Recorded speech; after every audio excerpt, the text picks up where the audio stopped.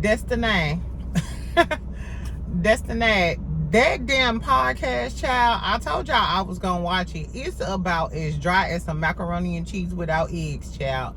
When I tell you that shit was dry as hell, like, bitch, where is the gravy? Where is the sauce? At this point, you need to just start doing lashes or go to CDL school or something, because the show ain't hidden, your personality not hidden, the podcast not hidden, child. We gonna talk about Destiny podcast that she did last night.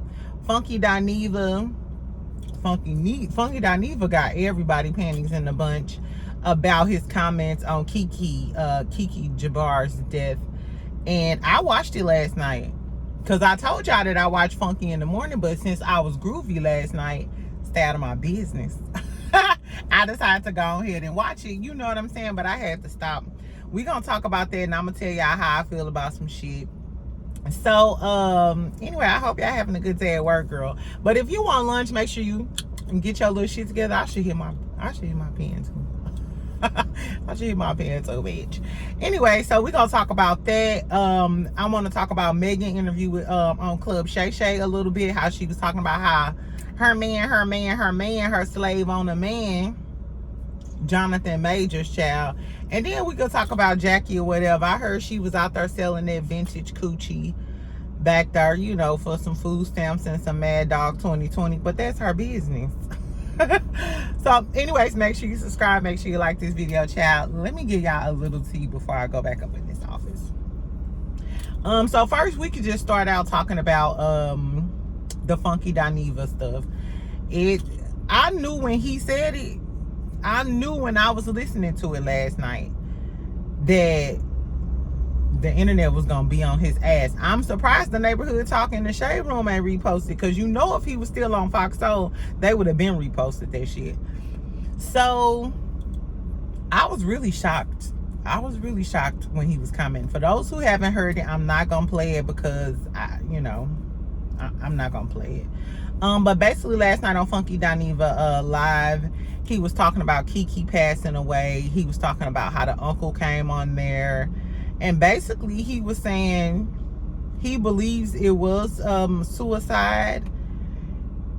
He was saying that when people pass away, that, and I'm saying this in a nice way, you know, I'm saying this with a lot more tact than he did, that people shouldn't be absolved of what they did.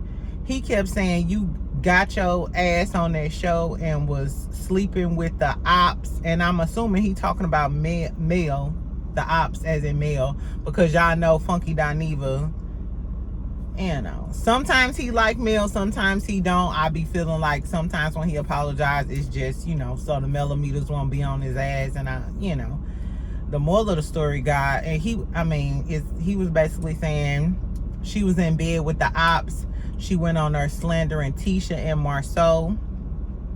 So he don't feel sorry for her. I'm like, you don't feel sorry for somebody who passed away?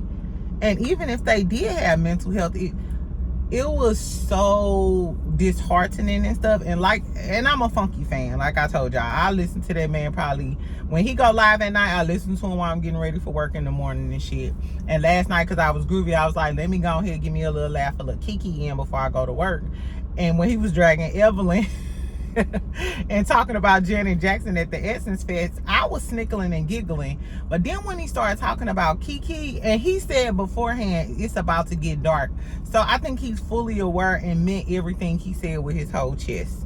You know what I'm saying? And I'm just wondering, you know, he just had that Down to the Bar down in Huntsville to kick off his live shows. So in my head, you and Marceau helping each other because Black is getting more exposure, but you're also helping Funky because Funky was kind of like the pioneer in reviewing, you know what I'm saying, Love and Marriage Huntsville, and we all know that Marceau and Funky are cool. But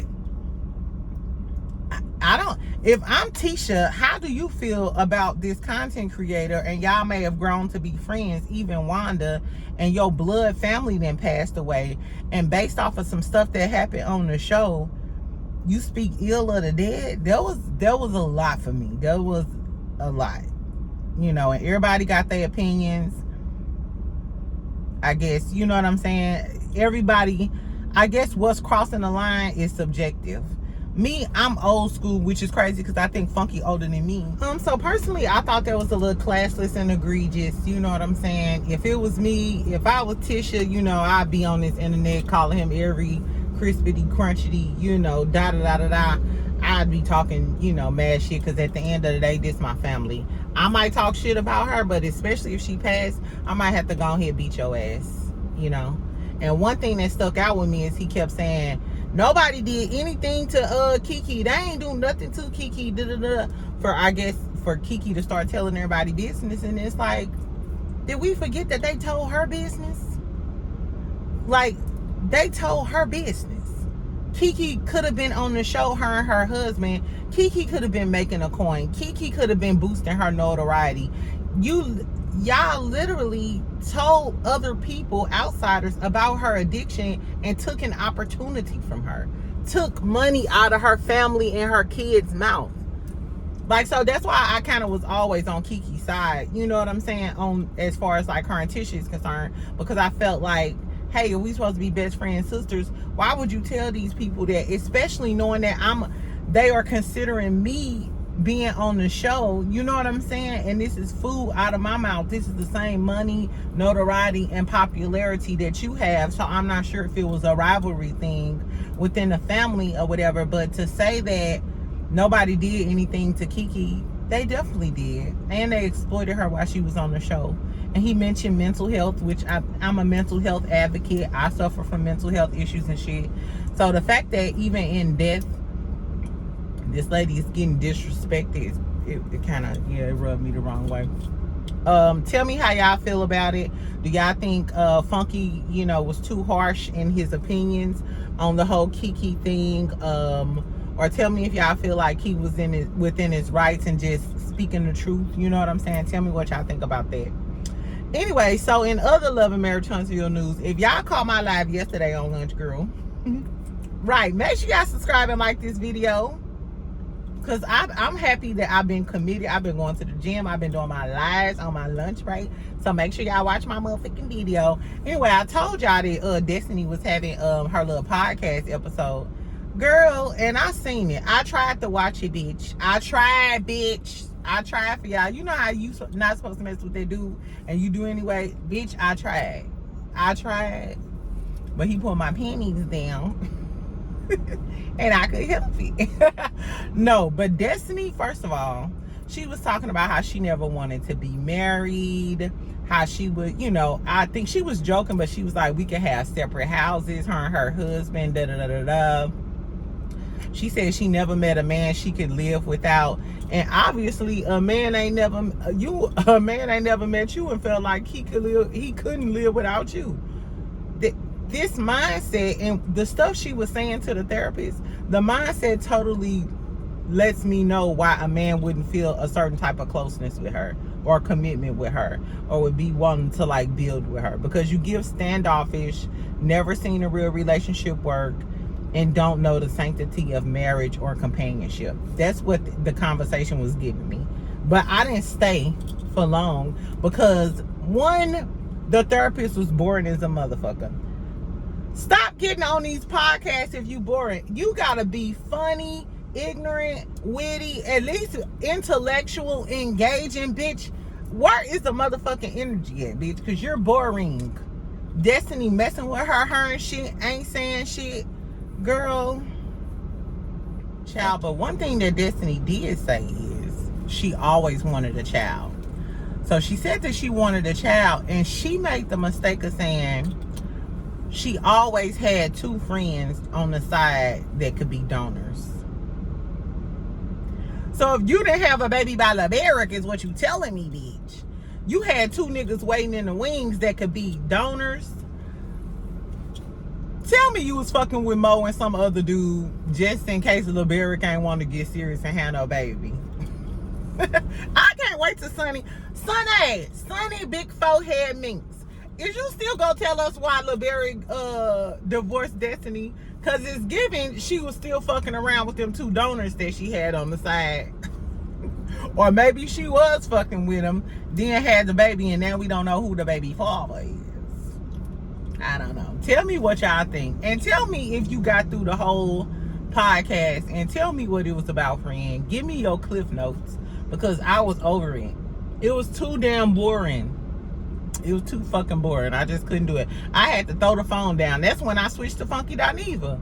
Bitch, you ain't finna ruin my wine and tweets with this boring ass shit. Anyway, so fuck her. In other news, Meagan, good girl, goes on Club Shay Shay today. And she talking about Jonathan Majors, talking about her friends.